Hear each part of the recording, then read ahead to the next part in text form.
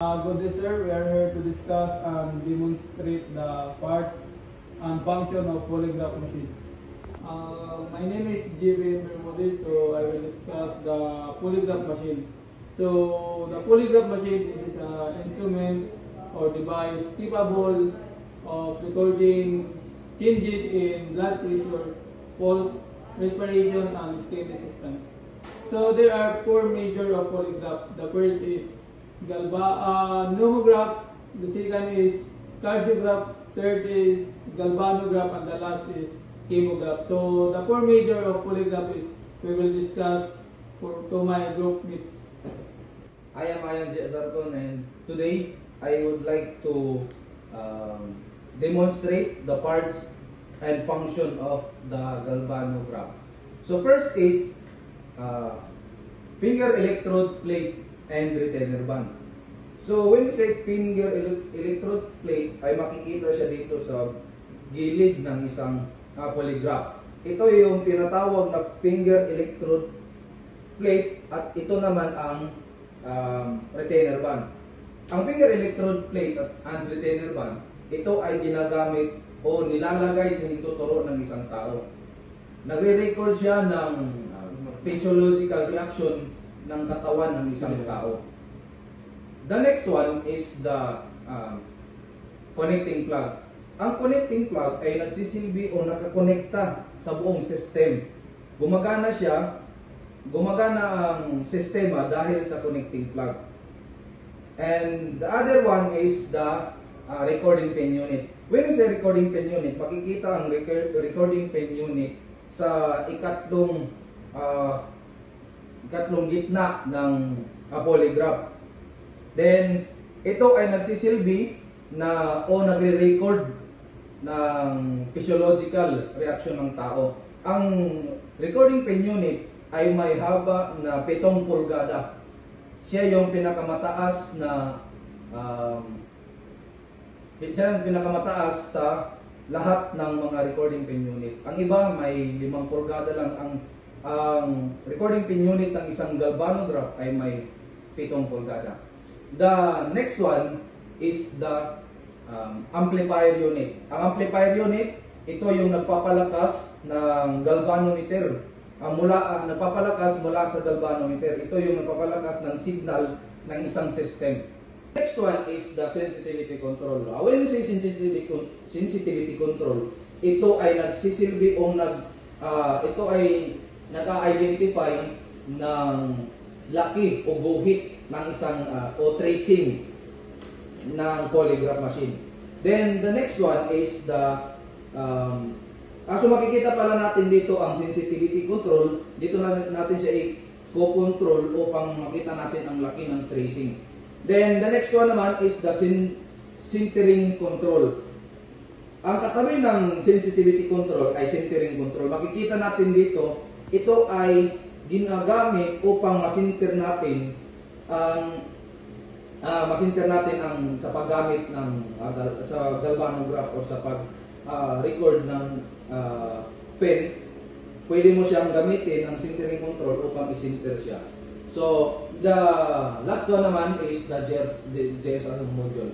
So pag sinabi nating JSR module, ito ay makikita sa ilalim o sa ilalim ng polygraph. So ang JSR module, nagsisilbi siya o siya ang tumatanggap ng signal galing sa electrode plate. Pag ginamit natin ito, pag ginamit natin ito ay tumatanggap, ang JSR module, tinatanggap niya ang signal galing sa electrode plate. So ayun lang po ang demonstration sa galvanograph. So my name is Mark Angelo Simandiguez, and I would like to discuss with you the parts and functions of pneumograph. So pneumograph has two major components. So first is the pneumograph chest assembly and the pneumograph recording unit. So first is I would like to discuss the pneumograph. So pneumograph is the first component of the polygraph machine. So it is designed to detect the changes in the respiration of the subject.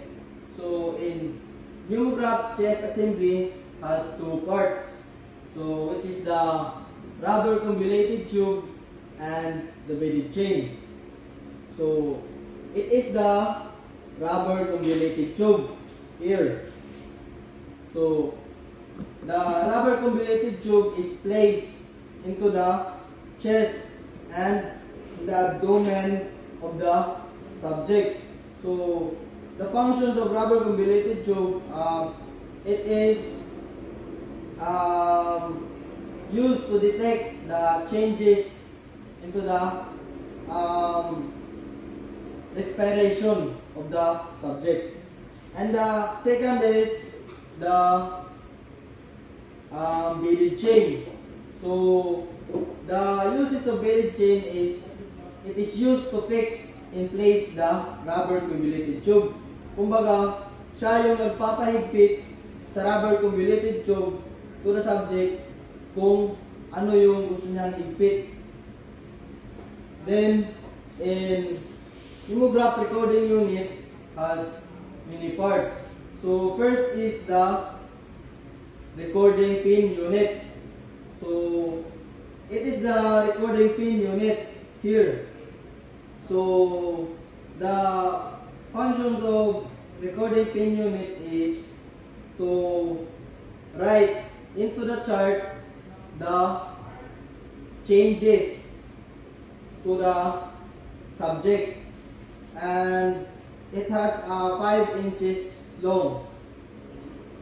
And the second one is the centering knob. So here is the centering knob. So centering knob, it is used to center the recording pin unit. If the recording pin unit is not centered into the chart, you can use the centering knob to center it. So the next one is the sensitivity knob. So the uses of sensitivity knob, it is used to trace into the chart of what is the changes about the respiration in the subject. So kumbaga, siya yung nag-uutos para isulat dito sa chart kung ano yung mga pagbabago sa respiration ng subject. Then the next one is the vent. So the functions of vent is to release the excess pressure inside the machine. So siya yung magre-release ng pressure, kumbaga yung sobrang pressure sa machine. And the last one is the pneumo module. So the pneumo module is located inside the instrument. So the functions of pneumo module is siya yung tumatanggap ng changes about respiration of the subject, and siya yung nagko-command sa bawat isang part ng pneumograph para isulat sa chart kung ano yung mga pagbabago sa respiration ng subject. And that's all. Good day, sir. My name is April Boy Gia, and I will discuss the cardiograph. So, what is cardiograph? Cardiograph is designed to detect the changes of cardiovascular of the subject. So, ang cardiograph ginagamit upang ma-determine mo yung pulse rate or heart rate ng isang subject. So, I will discuss the parts of the cardiograph. This is the blood pressure cuff. Blood pressure cuff is used to attach the upper right arm of the subject above the brachial artery. And the next is the sphygmomanometer. This is the sphygmomanometer. It is used to indicate the air pressures of on the system. So by using the air pump, gagalaw yung sphygmomanometer. So the next is the recording pin unit. It have 5 inches length. The next is the air pump. This is the air pump or pump valve. It is used to supply air to the system or to the sphygmomanometer to function the sphygmomanometer. Next is the cardio module. Cardio module, it is located inside the instrument that receives the reactions detected by the blood pressure cuff and moves the pen to record on the chart. So, ang cardio module is siya yung mag-receive ng changes para sa changes sa subject para siya yung mag-command sa recording pin unit para siya yung isulat ang reaction ng isang subject. So, I am Kevin Carl C. Guma and my topic is the chemograph. Chemograph is also called as the chart drive module. This is the motor that drives or pulls the chart paper into the recording pen. So, chemograph has many parts. The first is the chart. Chart have approximately 100 feet long and 6 inches width. The second is the cutter bar from the left side. It is used to cut the chart. The third is the rubber roller at the left upper side. It is used to pull the paper out of the machine. The next one is the paper rail guide. It is used to secure from the unnecessary movement, kumbaga para mas smooth at accurate ang kanyang galaw or sa pag-drive sa isang machine. And that's all for today. Thank you.